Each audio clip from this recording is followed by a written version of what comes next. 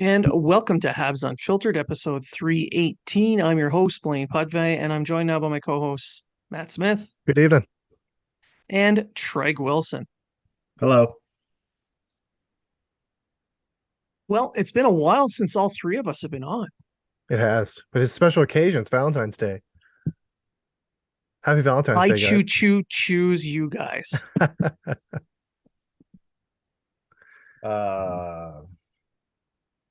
I got nothing.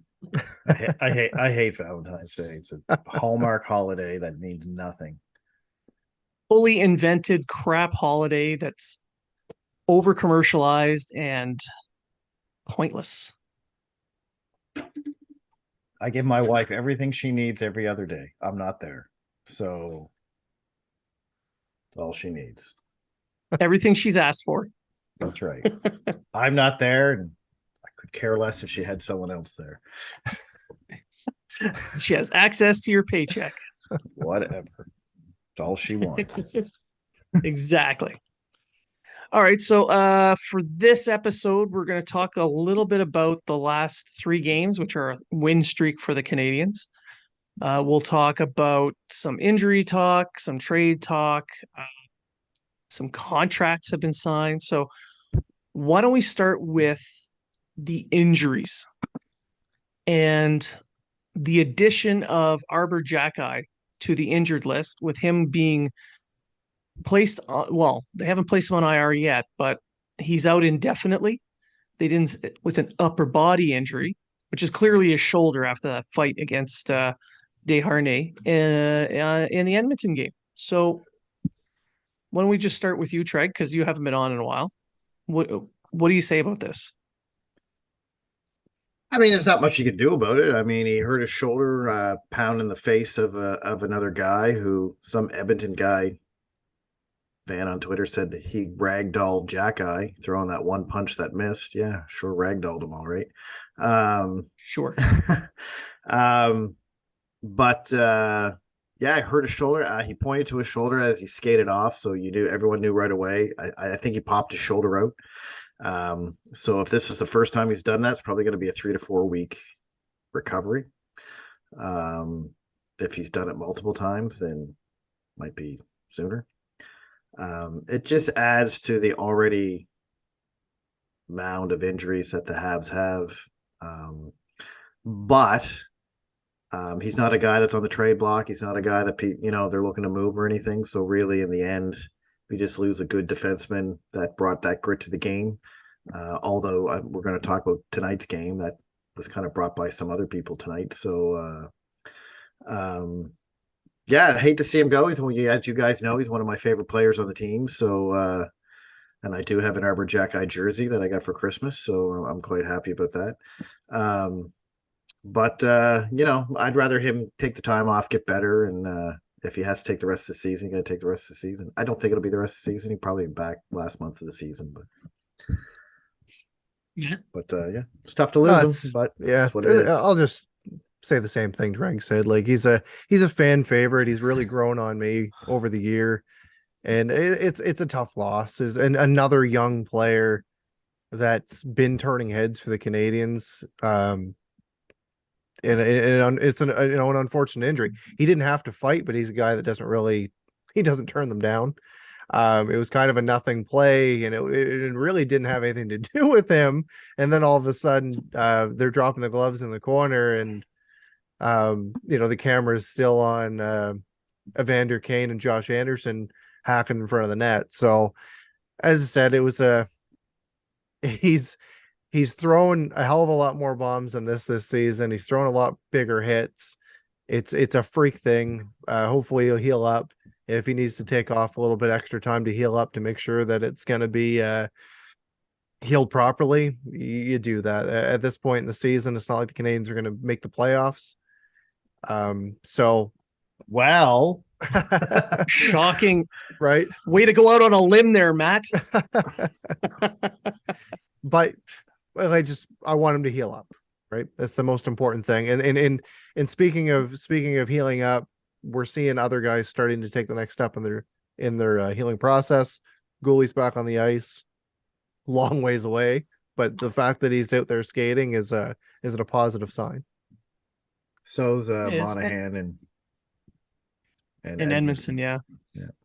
So with the Jack Eye injury, you can tell when he was in the fight, Dale Mail had he grabbed his the Canadian sweater on Jack Eye, and he just pulled it in a certain he pulled it down and towards his own right as Jack Eye was reaching out, and it kind of hyperextended, and it was just bad timing.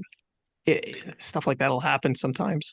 Props to Darnay. As soon as Jack Eye went down, he stopped. He didn't throw any punches, and he said in an interview he knew something was wrong because he just put himself down.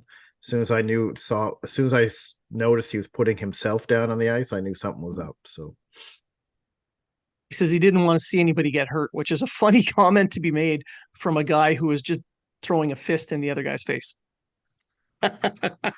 Well, Darnay never hit on any punches, but Jack Eye certainly. True. On his, yeah. No, the fighting in hockey it's there for a reason.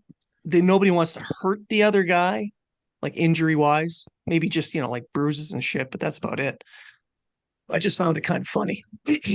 Now talking about Monahan and Edmondson, Matt, did you have any more information on that? Not that they're giving out, unfortunately. Can you make some up? I wish I could. Still no updates on either of these players. We saw Monahan skating for a little bit, and then they were like, "Hey, we don't really have any more news, but Paul Byron started skating, so you guys can start talking about that if you want." Who? Go over here. So, oh, look, a balloon. Yeah, exactly. Exactly. I have a theory that Edmondson and Monahan are closer than we think, and they're keeping them off the ice on purpose. It could be. Instead of making those stupid posts out for trade purposes. Yeah. Yeah. That's my theory. I don't know if that's actually it, but that's my theory. It could work. It could very well be. And they're just telling other GMs, yeah, we know they're not skating, but we just don't want them to get hurt. So that's why we're not I don't really know this. I'm not an insider. 7 hours. So that's just my look on things. They looked all right when they were skating. Of course, they haven't took any contact or anything like that, but I don't know. According to our insider at McLean's Pub, they look just fine walking around, eating and drinking in the bar. They did. So They did. And that's actually fact. That is fact. That's about as inside as it gets. All right. So we'll move on to the games. As we record, it is Tuesday, the 14th. It's Valentine's Day for the next hour in the Atlantic provinces anyway. And the Canadians just beat the shit out of Chicago. Shocker, I know. 4-0. Allen gets a shutout.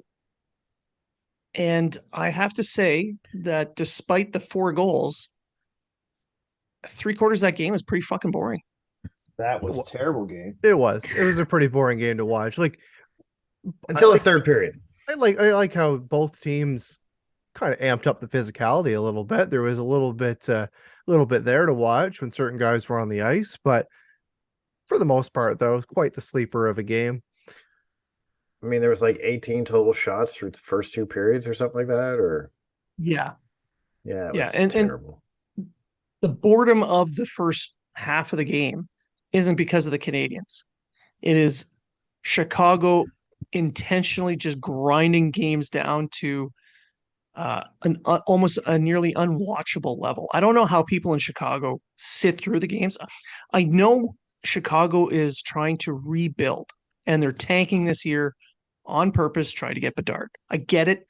But at the same time, why not try to, I don't know, put something fun on the ice, something watchable? Well, think of how much worse it's going to get when we hit the trade deadline, when they have assets that are under manageable contracts like Domi, Athos, and CEO. Maybe someone takes a flyer on Jack Johnson. Then you've got Jonathan Murphy. Taves and you've got Patrick Kane. So imagine all of those guys move. How much more of a stinker of a team is that going to be? By design. Well, exactly. Right. Look how the tank's going for Montreal as they put an exciting young team out there that's actually trying. Right. They're actually headed towards not being in the bottom 10 than they are towards being in the bottom 5. That's right. I mean, I we would all not agree. go that we far. we all agree that Montreal was not going to finish in the bottom 5 from the start of the season. I still don't think they will. I don't think they're going to fall out of the bottom 10. No. I believe No. because they have a pretty hard schedule coming up. I think Chicago's their last really easy game. And then from now until pretty much the end of the season, I do believe there's things players going to be moved at the trade deadline. I believe we saw one play in Nets tonight. I think Jake Allen's on the table. And I think you can thank Montebo's play for that. I'm not saying he will get moved, but I wouldn't be shocked if Jake Allen. I don't think he's going to be adamantly opposed to being. I don't think Hughes is going to be adamantly opposed to trading him either. No. Someone calls. So Montreal's going to get worse. I still think they finish around 7th last is where I think they're going to end up. I believe they're 8th last right now. After their win today. But I think it's only after 3 straight freaking wins that they moved up 2 spots. But it's just because everyone else is playing so shit. Vancouver's playing terrible. San Jose's playing terrible. Yeah. Arizona's yeah. Actually, Arizona's not playing all that bad. Columbus and Chicago and everyone Nashville. else, St. Louis, everyone's just playing crappy hockey. And like Montreal had 11 days out and they actually moved up in the standings without playing a game. like how does that work? They haven't played for 11 days and they're reaching the playoffs almost. So go that far, but yeah. Well, no, but you know what I mean? Like they're so like right now, Montreal 1, 2, 3, 4, 5. Yeah, they're still 7th. But I don't know if this was updated. Yeah, 3 wins in a row, 7th. So, but they're only 1 point away from 8th. They're only 4 points from the 10th. Just because Philly, Ottawa's playing all right, but St. Louis is crappy. Philly's crappy. Buffalo's starting to lose again. But that's where the Canadians' schedule that's coming up is going to play a factor in this because they have to play Boston a bunch of times, Carolina, Washington. They got all these games against these really strong teams. Yeah. There's no way they're going to. There's no way they're going to be able to keep this at the pace that they've had since the All-Star breakup. Like, I mean, is this the first time this season they've had 3 in a row, or is it the second? I think it's the second, but until they had that 6-game losing streak, they never lost 3 games in a row. Yeah. That's why they win 1, lose 2, win 2, lose 3. Right, but and then they had that. I think it was 6 or 7 games they lost in a row or whatever it was there around Christmas time. That was their biggest losing. But if you really think about it, you take those 7 losses out. They're not like Grant McKegg said. They're playing at a .556 rate over their last 12 games or 20 games or something like that. He goes, if they kept that up all year, they're fighting for a playoff spot. So, but they can't. And that's with all the injuries. That's with all the injuries, yeah. Right. But I mean, they are relying on like young guys trying to like Harvey Pinard. He's trying to play for a spot. Like he's, so he's going to give it 110%. Yelonen's going out giving 100. All these young guys. Yeah, Belzil's doing the same. Belzil's doing the same. Right? Like Belzil's on his got his NHL goal. Yeah, Belzil's on his last hurrah to make the NHL, so he has to go out there and do whatever he can. Like, what I mean? And then you have guys like Druin and Huffman, and they're all like, wait a minute here. Like they woke up and they're finally, although I thought Druin's been all right all year, he's just been injured.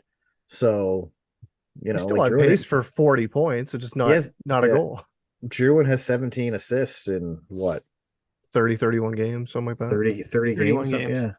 Yeah. So yeah, you mentioned he doesn't have a goal, but do you really give a shit if the guy has no goals and 40 assists or 20 goals and 20 assists? It's the same thing. Because it's still 40 goals. It's still 40 goals. This is what bothers me about some fans. They're like, oh, well, he can't score. I couldn't give a shit. If he had 82 assists, that's still 82 points in the season. He's a point per game player. When Wayne Gretzky had the 215 points, he only scored 55 goals. Only. But I'm just saying, like think about Yeah, it. He had over 200 exactly. points, but he only had 55 goals, right? Yep. But he just But had that's like still 215 goals added to the team's total. Correct. That's what I don't understand about people. Like, Yeah. yes, would it look better if Drouin popped a couple in the net? Sure. But no one argues when a guy scores 40 goals and Stefan Richer, 51 goals and what? 15 assists? Yeah. No one, but he scored 50 goals. Yeah, but he only contributed to 66 goals in the entirety. I don't know. And since Drouin's come back from injury, the Habs power play has looked a lot better. It looked good before he went on his injury too, not just, Yeah, but it's producing now. But that's what I'm saying. When Drouin, before he got injured, it was producing when he was on it as well. Yeah. I think Matheson has a lot to do with that too, because I think Matheson's playing well on the power play. So Barron, he looked good on the power play tonight, scored that goal. And he was really coming along in the AHL with Laval on the power play. He was their big power play guy. An old coach of his, I think, told me once it's a mental thing for him, and he's slow. But then again, that old coach that told me that's pretty slow too. So I wasn't sure if he knew what he was talking about. I have no idea what you're talking about. No, I mean, with Drouin back, doing what he's doing, helping the power play, if the Canadians eat 50% of his cap at the trade deadline, someone is going to take him. And you're probably going to get a third round pick for him, or like I read on, I don't know why, but I read on Facebook on one of my articles, which didn't mention Drouin at all, but the guy said no one's going to take, he said something about picks, and I wouldn't even bother taking the picks. I would just keep them to the end of the year. And then someone else popped up and said, so what you're telling me, if someone offered you a third and a fourth for Drouin and Huffman, you would say no? Like, what are you, an idiot? You know what I mean? Like, he hates them so much that they deserve to leave the team. That they deserve to leave the team, but I'm not trading them to anybody. I'm just going to let them walk at the end of the season. Like people just, let's lose some rationale here. Dadonov, if Hughes is smart, which he is, he's going to sit there and go, look what he's done on every other team but ours. Obviously, this is an anomaly that he's just not fitting in either with our system, or he's just not happy in Montreal. Drouin, this guy's a 50-point guy almost on average per year when healthy. If he's healthy for you in the playoffs, he's going to be an asset. Huffman can help your power play. Same thing. No, same thing. You know what I mean? This Hoffman's going to be a little bit of a harder move because he's got another because he has the extra contract, year. right? Like I'm not sure if Hoffman will go. I just think Hoffman would be, if another team's looking for that secondary scoring, Hoffman's one of the better guys we have. Yeah. But at the same time, I just think he'll be the hardest one to move. Yeah. Maybe, but at the same time, teams are looking for guys with term now, because having two playoff runs with a guy is beneficial. But at the same time, you need that cost certainty. So you're going to pay all of these assets for a rental, and he walks away. Now you're out those assets, and you may not have had a chance to win. At least here, with a guy like that, you'll pay less in assets to bring them on board because you're taking cap, and you'll get two chances to win something because of it, and you've paid less. So it's just a cost analysis that teams are doing now that they hadn't in the past because of the flat cap. So he has some value, not a ton, but he's got some. Everyone has value, and that's the problem that people don't understand. Just because a player's shitty on your team doesn't mean he's going to be shitty on another team. And Just so look you at have their to underlying numbers.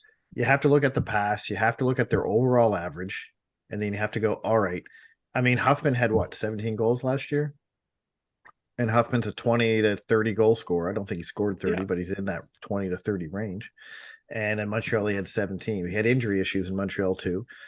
This year, now he's on pace for, he's going to get 15, 16 goals again this year with Montreal.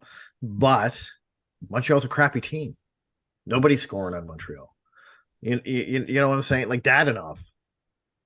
I don't think Dadonov wants to be in Montreal. I think he's just there because, well, I'm out of Vegas, right? So Dadonov can be a good, like, I look at Washington when I think of Dadonov because I think that'd be a perfect spot for him. And you know, you can't just look at what the player's doing on your team. You got to look at the overall value of the player. Now, I'm not saying these guys are going to get first round picks. I'm not saying they're going to get second round picks, but you're still going to get something for them. Someone's going to look at them and go, you know what? I think this guy will be useful here. Yes, maybe we might have to eat 50% of Drouin's salary. So what? It's only till the end of the year. And then then it's gone. Yeah. Right. So On your point, though, looking at the player and what his strengths are, Hoffman, when he was signed by the Canadiens, was brought in as a power play specialist, the shooter, the sniper. Who's been in that sniper position in the power play most of the year until just recently? Caulfield. Not Hoffman, where that's his strength. That's where he gets a lot of his points.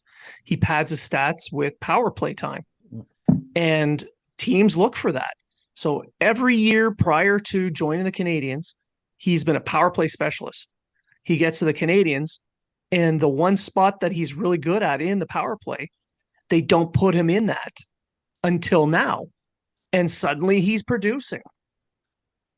So that value's still there. And that's the point I'm trying to make. And people don't look at, they look at what they're doing right now. And I mean, Huffman's not going to play great defense for you. Although I have seen Huffman do some very good defensive plays. You're muted. I have seen him in the defensive zone a couple times. Yeah. But I'm just saying, everyone knows the type of person they're going to get. I mean, I know the tank commanders, a lot of them are the analytical guys that look at all the analytics, and like Josh Anderson's the worst player to ever play hockey and all this kind of stuff. And they don't understand why GMs value these guys. It's because they value them for all the things they bring that you can't read on a stat sheet. That's why they value them. So watch him in the playoffs. That's why he's valued. Look at what he did to the Leafs in the first round. Yeah. He beat the snot out of them to the point where they kind of broke down, and the Canadiens were able to take advantage of them. Suck at advanced stats. Suck it. I mean, don't give me, advanced stats are important. They're important evaluating a player, but look at one, they're a good tool. That's what I mean. But you can't just look at the advanced stats and go, well, this guy's terrible. Like, yes, Josh Anderson cannot pass a puck. Yes, we all know this, right? You know, but he can shoot, he can skate, he can hit, he can. He's not bad defensively. He can open ice for other players on his line. He brings that grit. He brings that tangible that you just can't count. You know what I mean? Like he tires out defenders from his play, from his hard-nosed, gritty play. You can't read that on a stat sheet. Could he get a first? Well, I wrote an article that I thought he could get Dustin Wolf off of Calgary. And I still think you could get Dustin Wolf from Calgary with Josh Anderson in a deal. Now, Montreal might have to add something, right? Because right now, Dustin Wolf's the best goalie not playing in the NHL. But he's the best in the world. Absolute greatest in the entire world. I wouldn't go that far, because if he was, Flames here's my other argument to those Flame fans. So why did you sign what's his name, the backup there, to an extension if Wolf was this great goalie that is ready to take over? You don't do that. But anyway, that's just my Vladar. Why did you sign Vladar to an extension then if he's so good? Right? Obviously. Anyway, Calgary wants Anderson. Montreal wants a young goaltender that's almost NHL ready. Make the deal. But also, Anderson would probably be able to get more than just Wolf out of that deal because of his value in those intangibles. And goalies have a lesser value. You can get goalies cheaper than you can get regular players. You always could. So yes, fan, I understand Wolf is the greatest player, not in the NHL, in the universe. And if it wasn't for the fact you had two goalies signed to longer term contracts, he'd be in the NHL. I get it. Yeah, I get all your excuses. Absolutely. But I still believe you could. You know what I would see? A first Wolf and Lucic for Anderson. Yes. And Lucic would just be a money flip. That's all it would be. And he walks at the end of the year because he's a free agent. I mean, people will hear this and go, Wilson's an idiot. You're going to give all that for Anderson? Yeah, I think you could get that from Calgary because they need a player like Anderson because Huberdeau ain't it. I mean, I've been hearing people say Wilson's an idiot for years, and it wasn't even because of this. No, I mean, I hear it every day at home when I'm home. Sometimes, and I know she's done this, she has recorded that and sent it to you via email. So you hit play. Oh, I miss home. Wilson's an idiot. There we go. And she even says Wilson. She doesn't say, yeah, my husband's an idiot. No. It's Wilson's an idiot. That's right. Yeah. The volleyball is smarter.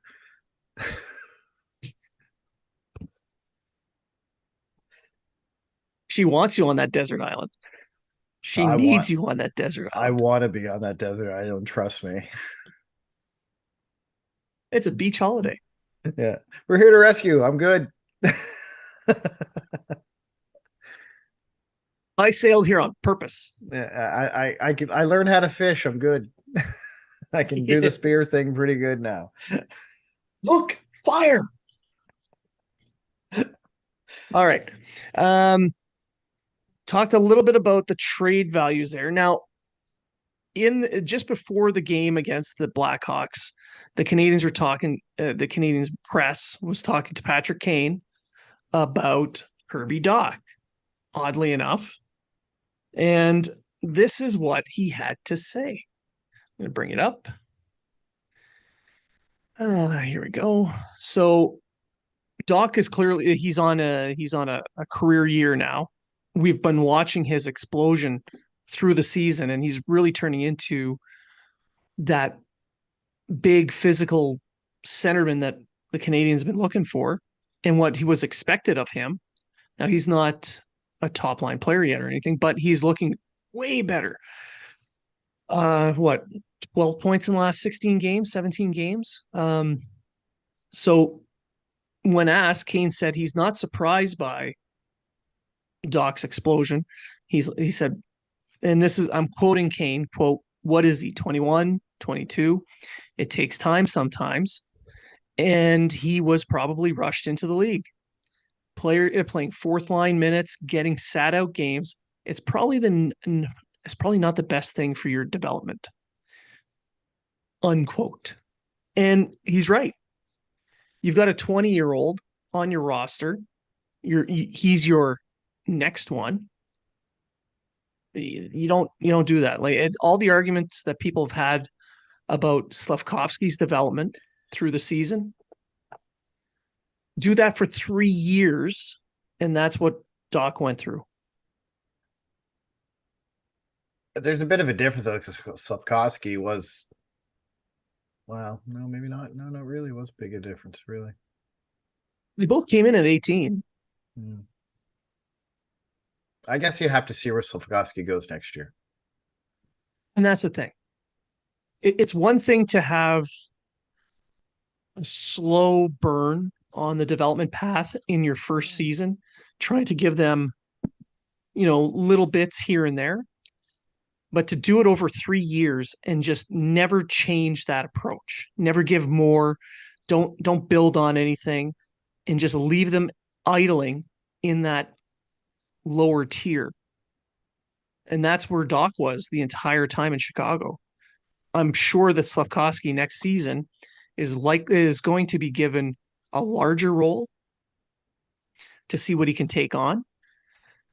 And that's development. That's you move ahead. Maybe they move him back down to the AHL or something. I don't know. But with Dach, he just hovered at that lower level, except in the playoffs in the bubble. He was excellent because he was given a larger role. Also, it depends on what they're doing with Slafkovsky away from the ice. Like there was a reason they kept him in Montreal. They wanted him in Montreal. I know they kept saying we want him to work on the stuff away from the puck and work on this and work on that, but you don't really know what they were really, because you only see the game product. You don't see what's going on behind and what they were working on. I did notice Slafkovsky get better at his game and at other areas of his game the entire season, even though he wasn't scoring.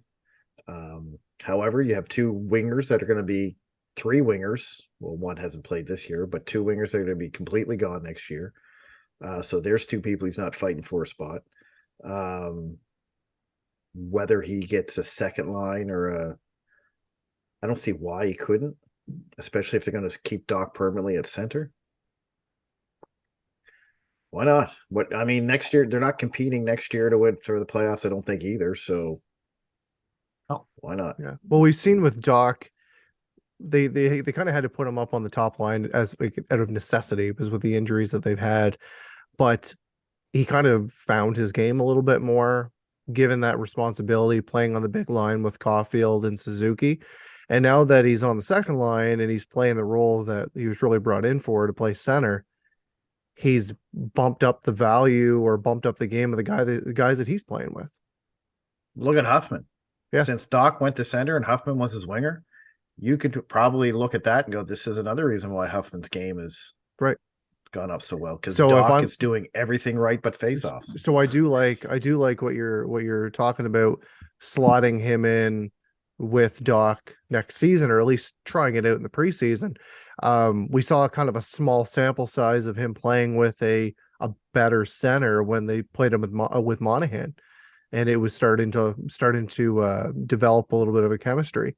So it's unfortunate, obviously, that injury occurred and likely Monahan's going to be traded, but it was a sample size of maybe things to come. I do believe if Doc gets better on his faceoffs, he could maybe surpass Suzuki as the number one center. You could. But then again, Suzuki's on the same trajectory as Bergeron. Patrice Bergeron has only scored over 75 points once in his career. Once. Yeah.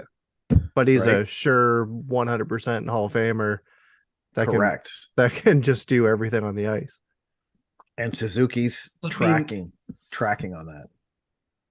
But if you can get a 1A, 1B situation with those two, who cares? Yeah. Go for it. Like you can call any which one top guy.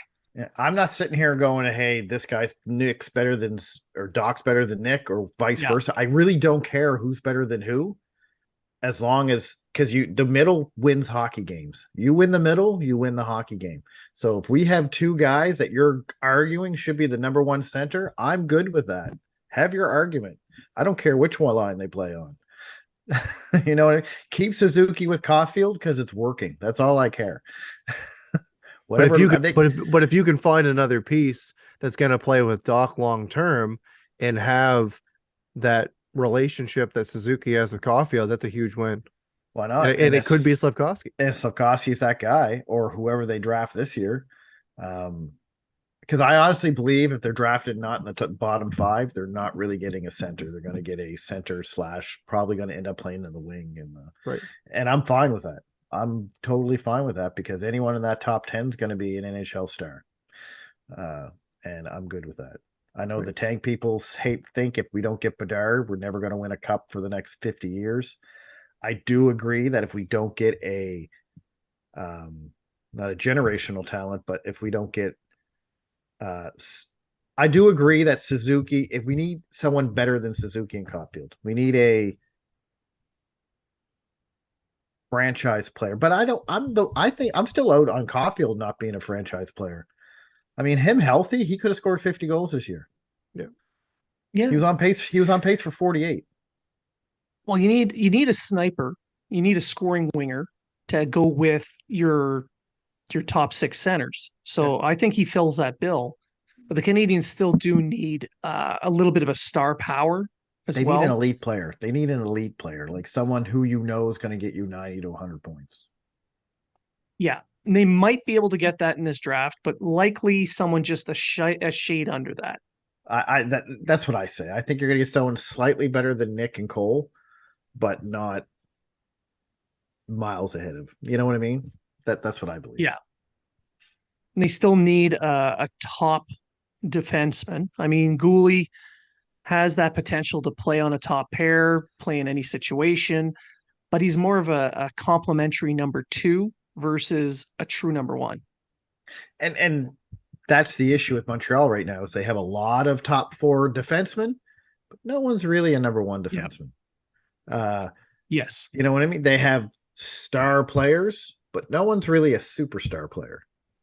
And that's where that's what they need. I think that's what they need in that and they need a goalie.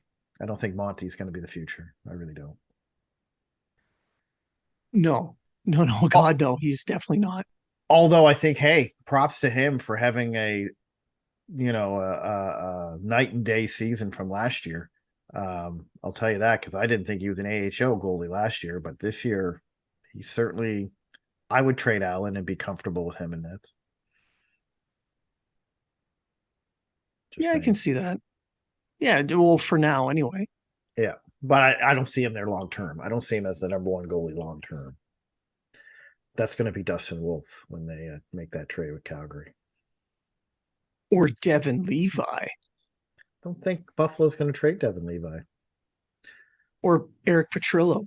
Could be Petrillo. But Petrillo could just decide to go with Petrillo could just decide to go with someone else anyway. You're gonna say, well, I'll just wait out until my contract's done and I'll just sign with whoever I want. And which team can offer him a true chance at a top spot? Montreal. That's the thing. Montreal's got that opening. So it is enticing, to say the least. Or Calgary eats 50% of Markstrom's contract. They bring up Wolf. But you see that, and that's another thing. Like, I get what Calgary fans are saying. Like, I would say the same thing about Dustin Wolf. He was playing in Laval, but where's he going to go and when? Yeah. Goalies don't really have that high of a value anyway. Right. They don't. And that's the thing I was trying to say. Like, sure, maybe Montreal might have to add something if Wolf's coming over with a first. Maybe it's Anderson in a second or whatever. But I think if Montreal took a contract like Luchik's and freed up the space for Calgary to get someone else besides Anderson, that's the argument that I've seen from I'm just going to bring up his stats really quick because they are fucking through the roof. He has very, very good numbers. Wolf? Yeah. Oh, he's dominating. He has very, very he's good dominating numbers. The argument that I've seen before with Dustin Wolf is the fact that about his size. And they're like, we want to see what he can do at the professional level due to his size. Is what he's playing with Everett. Okay. His last season in Everett, I'll just say the 22 games that he played. He went 18-3 with a .940 save percentage and 4 shutouts with a 1.80 goals against average. He's in fast forward to this season, you got this 6-foot goaltender, just played at the All-Star game and looked very good. And I believe he was MVP or he was MVP, right? Or co-MVP. Trust me, Calgary fans, let me know. Right, co-MVP of the All-Star game. Yeah. So this year, 36 games. He's 27, 6 and 1 with a .930 save percentage, 4 shutouts, and a 2.15 goals against. Hey, those are phenomenal numbers for a goalie that is on the smaller side. And I get why they're maybe a little bit wary of him because of the size, but he has shown that it's 100% not a factor. And if Montreal could find a way to scoop him at Calgary. But he's also stuck in Calgary because Markstrom's not going anywhere. No. They just signed Vladar. They just extended Vladar for another 3 years or something like that. Something like that. Wolf's waiver exemption is over. It's over. So if they bring him up, they'd have to put him on waivers to put him down. And and it just, and this is my point. If they were so keen on Wolf being the next guy in Calgary, why did you extend Balder? Right. I'm just bringing up the numbers. Obviously management in Calgary isn't seeing the same thing everyone else is seeing. I guess. Right. I don't know. So why bury him? Why not get something for him your Calgary obviously thinks they can contend for a cup. They need forwards. They need wingers. Right. Markstrom is signed 3 more years, $6 million cap, and Vladar is signed 2 more seasons at 2.2 after this year. So you're looking at 2025, 2026 season. And I don't think Dustin Wolf's gonna wait that long. Yeah. And then he's the backup for at least a year, right, under Markstrom. Right. So I don't think it'll be interesting. He's definitely a huge trade chip. Huge trade chip. When's Wolf's contract over? Let's see. He is, because he'll be an RFA after next season. Yeah. Oh. Yeah. So it's a lot of legwork that people are putting in to defend holding on to him in Calgary for a guy. Again, goaltenders don't hold a lot of value. He's going to have to clear waivers after the training camp unless they waive a different guy, which I doubt. You don't sign a multi-year deal for a backup just to get rid of him, because now his cap is going to count against the team anyway. Yeah, to a certain extent. But there's no way. There's no way that value. A guy like that's gonna clear anyway. Like Vladar's, he's going to take over the number 1 job in Calgary. So Vladar, you think? Yes, sure, he will. Well, Markstrom was signed as your starter. They're going to hold on to him. He's just having a bad year. He's going to get another chance next year, no matter what. Yeah. I'm talking about just going forward this season. Sure.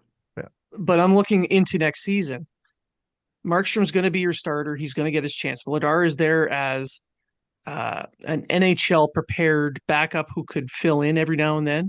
You're not going to throw Wolf to the Wolves. Haha. No cannibalism here. No. But they will not choose him. I don't know. I think if Montreal wants that young goalie, Wolf's the guy they go after. They already know Calgary wants Anderson. Maybe. Now, I'm not big on giving up Anderson. But if Slafkovsky can turn into an Anderson, why do we need Anderson? And you get rid of that $5.5 million. I mean, Wolf's good and all, but I don't see him being their target. I really don't. Possible.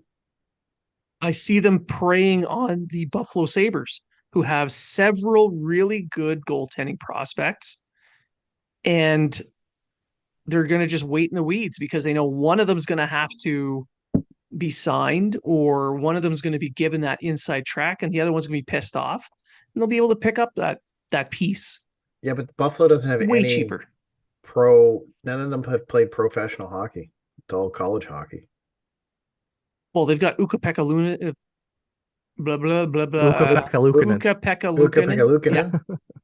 Yeah. But so I think he's already in the NHL. Yeah. I'm just saying what I'm saying is Montreal. Yeah. From what he's saying, he wants someone that's a little bit closer to NHL ready. And I don't see either Levy or Petrillo any closer than, say, Dobes or DeChow, really. I think Levi might be a little bit closer. Petrillo might be a little bit closer. I know Dobesh would say otherwise because, Petrillo plays for Michigan and they hate each other because, it's Michigan and Ohio. Mm-hmm. People who know. But I mean, I don't know. They could easily just go in and draft slightly older goaltenders like Thomas Vachanek, who's 20 years old. He's in the draft this year. So if you're looking at, most managers would look at layering their prospects instead of having all 24-year-olds. You're going to have a 23, a 20, an 18, just so you have some rollover. And that's my expectation. They might go for a Levi. They might go for a Wolf. Or they may just draft a guy who's a little bit older. Yeah, they could do that too. Or they're just going to throw us a curveball and they'll fucking sign Craig Anderson or something. 473-year-old Craig Anderson's coming out for his 400th millionth game. He's still playing well, though. He is. Yeah. He is for a shitty team. Yeah. Well, I think he's There's injured right Halak. now, isn't Halak is still out there. he? Yeah, and with New York, is he? He's with the Islanders. He's with the Yeah, Rangers. Rangers. the Rangers, right? Yeah, the Rangers. Yeah, they're gonna trade both So- goalies and they're gonna bring back fucking Craig Anderson and Brian Elliott. Oh no, bring Halak back home. There you go. That'll make everybody happy. Should never traded him. Oh my God. Where's my Halak sign? My Halak stop sign. I can't fit into my jersey anymore. Just bring back David. All right, so Cristobal Huey. yeah. There we go. Steve Hayward, Brian Hayward, Brian Hayward, Andy Moog. Steve Get Penny. Andy Moog out here. It was kind of funny you got that mixed up because Steve Penny got traded for Brian Hayward. Yes. Yeah. That Winnipeg, the Winnipeg trade. Matt's like out. He goes, I have no idea who these people are. This must have been back in the 80s or something. That's before I was born. Yeah, I don't know what you're talking about. All right. So why don't we finish off with Harris? So Jordan Harris signed his 2-year contract extension of 1.4 million per season as the average. I think this is an excellent signing. I think it's a great signing, but now I wonder because they're going to have to trade one of those left-handed defensemen. Sure. And to me, I think Harris is the one that's going to get traded. But well, doesn't this add to value then? Well, because it's a good contract. It does add to value, but then again, you look at it too. It's like I don't really want to lose Harris because I think he's a good defender. No. But with the emergence of Jackeye and Gooley and Harris and Still got Matheson there. we got Matheson there long term. One of these guys got to go. And you got the guys that are trying to to mention come the up, guys that are coming up, like Struble and Norlander, etc. I honestly don't think Struble's in the future for Montreal. I don't even think he signs with the team. You're not going to see Norlander. Norlander's done. Otto Leskinen's done. I don't think Leskinen was really in the long-term plan anyway. No, but Norlander was for a time until he started getting injured every time he hit the ice. There's Adam Engstrom that you got to keep an eye out for a couple of years from now. He's the next Jordan Harris. Yeah. Lane Hudson's coming out, although Lane's right-handed though, I think. Nope, he's No, not. he's lefty. He's left-handed. You got Lane Hudson. He's going to be fighting for a spot. Right side, I think you're good because you're going to have Barron. You're going to have Logan Mailloux. Logan Mailloux going to learn how to play defense, but although I will say, I read that interview, the clickbait interview that they had with him about what's it? Adversary or going through adversity. When really it was about the defenseman that died and how the team came together. It wasn't about Logan Mailloux at all. And he said he knows he's going to be better at his gap, his gap pressure. He got to be better at so he knows what he got to work on, which is good to hear. Half the battle. It's good to hear. Knowing is half the battle. Yeah, and Francis Boulians loves him. So, and I'm close personal friends with Boulian's girlfriend. So,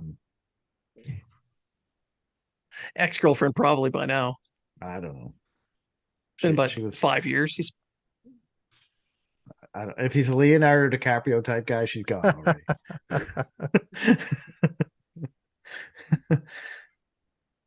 Happy 20. I mean, we're done. Yeah, and you've aged out.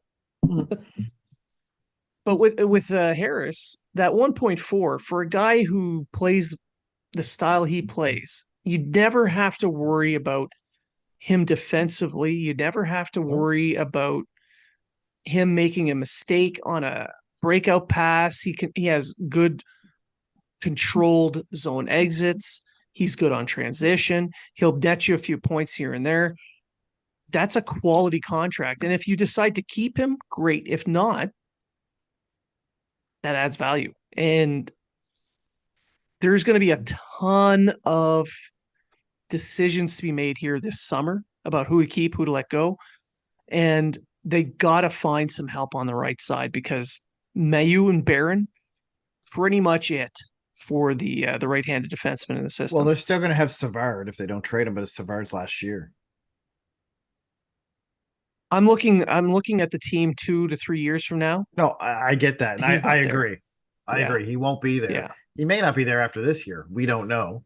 But yeah, like I say, May will be up there and Barron will be up there, but they're not ready to be the top two right-handed.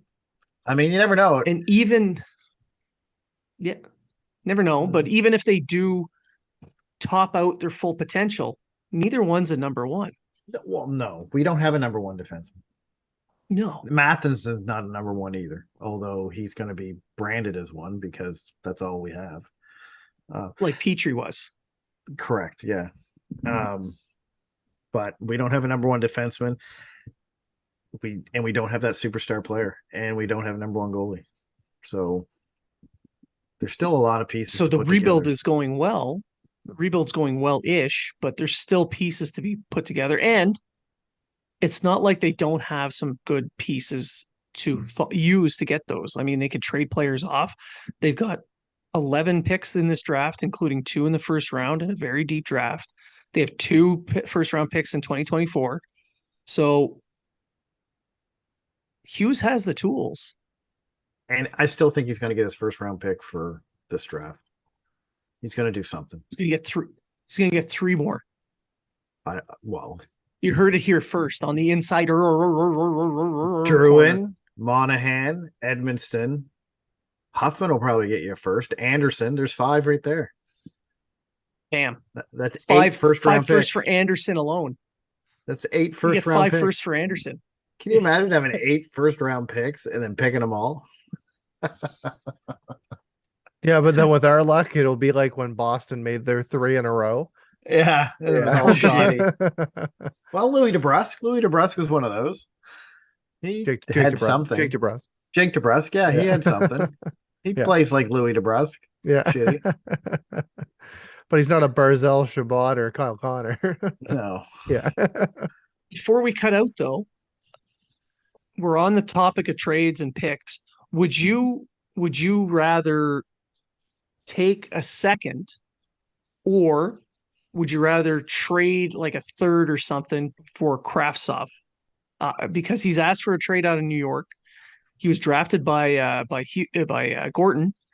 So would you rather give up a mid to late round pick instead of trying to dig your way in for another first and give a guy who was picked in the top 10 a second kick at the can to see what happens?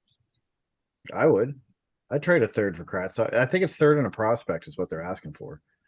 Third or a prospect. Oh, is it or? Okay, well, I'd trade the third. Yeah. See ya. Bye. You're trading a third round pick for a first round pick. Even if it doesn't work out, But is it's no he- different. Even if it doesn't work out, it's no different than having a third round pick. Exactly. You know, like you'd be Matt, dumb what about not to- you? Oh, do you wait till he just goes Yeah. on just wait till he goes on waivers when the Rangers start spending more money to try to go for a run at the cup? Well, Kratzov's in the KHL right now, so they don't even have to put him on waivers. No, he's They're back. Oh, is he He's back. back now? He's back now. Yeah. But that's part of the problem. Nobody's seen him play for a while because he's just constantly on the healthy scratch list. If he plays, it's very few minutes. When did That's he why come he's back? asked for I the thought he trade. still- was he back all year? At the start of the year. Yeah. He's No, played I didn't know. He's played 28 games. I missed that. How many Yeah. points? 6. So he's Lafreniere. It's would- usage too, right? So I would, you know what? I would give the third because, like I said, if he doesn't work out, it's no different than your own third. It's no different than the third round pick you drafted. Right. You're really. What are you losing? yeah, you draft a third round pick, you've got what is it? It's 15% chance of an NHL player in 3 years' time. Something along like those that. lines. So you got a guy who's actually got NHL experience, and you got a 15% chance that he turns out to be okay. So you got him right now. You can see what happens. So it's no different. And if he doesn't work out, well, you get a better player for Laval. Or not, and who cares? Yeah. or you because just he let still him, got. Yeah, you just let him fucking walk just away let because he him still walk got those away. 8 first-round picks. Because you just got 8 first round. You got 8 first round picks. We're drafting everyone. Every team, everywhere, everyone. Come on down. Montreal is the 20th through the 28th draft pick. They're just going to stay up here and name off all their picks right off one after the other. Montreal drafts this guy, this guy, this guy, this guy, and this guy. And the drafts in Nashville, do they give them a jersey and some cowboy boots? Ooh, maybe, or a cowboy hat. I really hope they don't make it too cowboy related or themed. I really don't. It's Nashville. I What do you know it is. expect? I know it is, but I don't want them to be like Gary Bettman comes up there. He's like, congratulations, like yeehaw. Here's some skull, here's some skull, you know, like Yeehaw! We got a trade to make. There's been a trade. yeah, when I tip my hat like this, it means I hope he has an accent. I hope he comes out, I'm Gary Bettman. And there's a trade. Or, and this is a great marketing ploy for the NHL, have Marty McFly from Back to the Future 3 show up in his cowboy getup to show off Back to the Future 4. Wait a minute here. Michael J. Fox can barely walk. How are you going to do that? is he tipping his hat or is that just him? Oh, like, do I give him a milk so I can have a shake or what? Okay, this is what Dark Quick. This is what Dark Quick. Here, I'll change the subject. What's Cupid's favorite band? Nickelback. Kiss.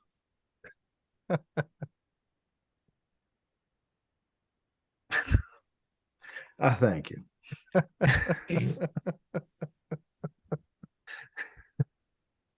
Oh. All right. Well, I think we'll end everything there because Treg just killed the show with a dad joke. Well, I think I killed the show right before the dad joke. I didn't want to bring that up. We can We were edit on that shaky out, right? ground to begin with. Oh no. Wait. All right. So, any final thoughts, Matt? That was a quality dad joke. Just looking forward to seeing what the team's going to do over the next 4 games. Their schedule is going to get a lot tougher. Games against Carolina, Toronto, etc. But they seem to play well against good teams for some reason, and then they shit the bed against not so good teams other than Chicago. So, congrats to Allen. First shutout of the year, first shutout for the Canadians this year.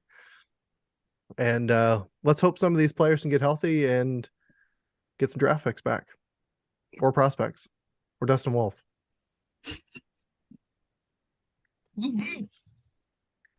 Treg?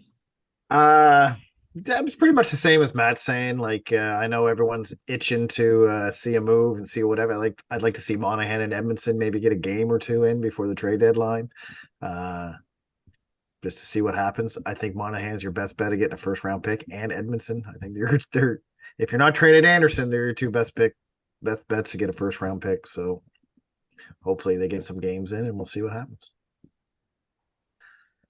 And I would like to thank everybody for tuning in and listening. Our numbers have been rising. I'm sure it has something to do with Crier Media helping us get a little bit more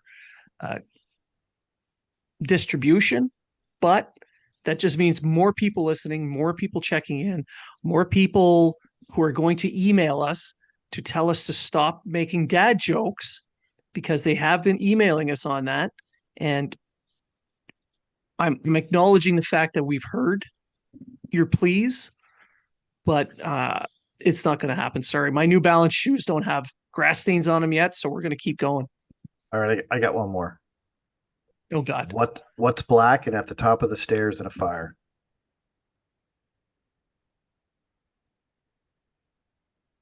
Stephen Hawking.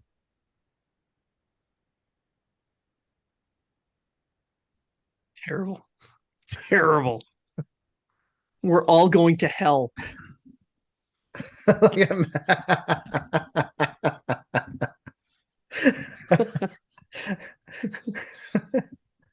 What? He's in a wheelchair. He can't go down the stairs.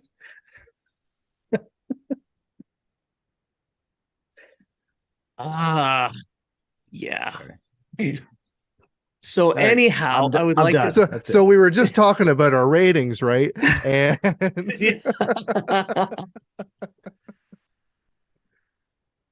But on a more serious note, I want to give a shout out to our friends over at Habs Eyes on the Prize. They are now going to be going on their own. They're going to be independent. So please go check out our friends there. There's going to be opportunities to provide funding through Patreon, or they're going to be providing us these links as they go, but they're going independent. So why don't we give them a little bit of support, because they've provided us great content over the last 15 years. So great people, great content. Check them out. Obviously follow us too. Let's not get crazy here.